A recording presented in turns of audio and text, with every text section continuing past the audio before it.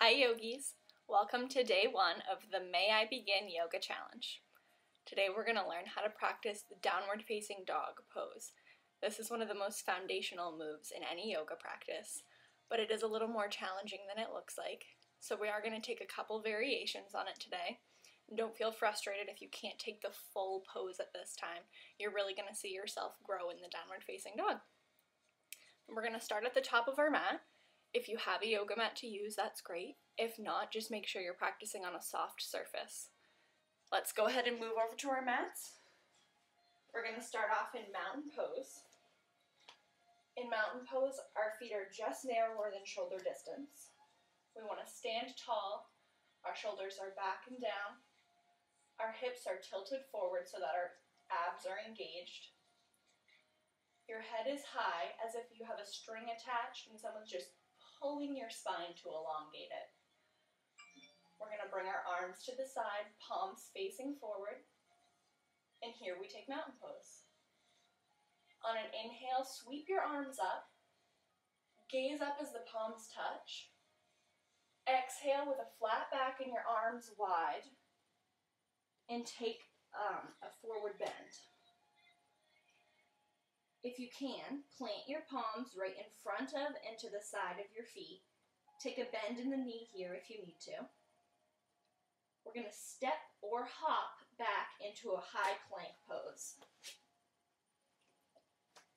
In your plank pose, your shoulders should be right over your wrists. Again, we're tilting those hips forward and engaging those abs. And we're pulling the heels back so we really feel a stretch down the whole length of the leg. From here, we're going to shift into down dog. We're going to pull those hips up and back. And we're going to stretch those heels down into the mat. If you really don't have the flexibility yet to push those heels down, go ahead and just take a soft bend in the knees, however much you need to. Really the most important part of this pose is pulling those hips up and back to the ceiling, elongating that spine. You want to feel like somebody has a rope tied around those hips and they're just pulling you right up towards the ceiling. Keep those shoulders back and down. Don't hunch up. Don't hunch your shoulders up to your ears. Pull them right down. Keep that spine nice and elongated. Go ahead and focus your gaze just between your toes or between your legs. You want that head to hang loose. Don't hold any tension in your neck in this pose. If you can push those heels down, go for it as much as you can. We're going to take 3 breaths here. And in my practice, I use the Ujjayi breath, which is a deep inhale through your nose. And when you exhale, it's going to be as if you're fogging up a mirror, but you're going to keep your mouth closed. So inside your head, it should sound kind of like Darth Vader. We're going to take 3 breaths.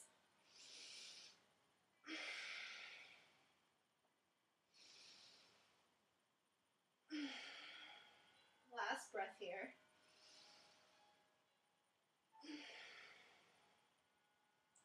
On the inhale, we're going to lean forward into the high plank again.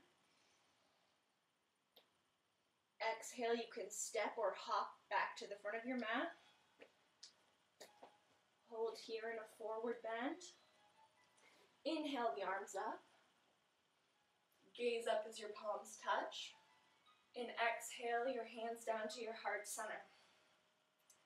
And you've just completed your first flow in yoga.